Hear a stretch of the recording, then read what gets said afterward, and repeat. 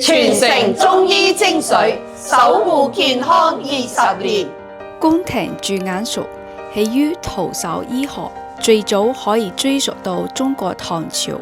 宮廷中嘅宮廷駐眼術係通過手法直接作用於我哋人體嘅面部同埋身體，喺一定程度上面得到美容效果嘅一種手法。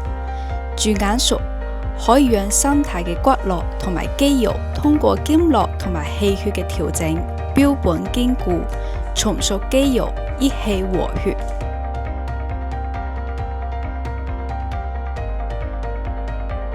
馮九國醫館20年匠心傳承，為你同家人嘅健康保駕護航。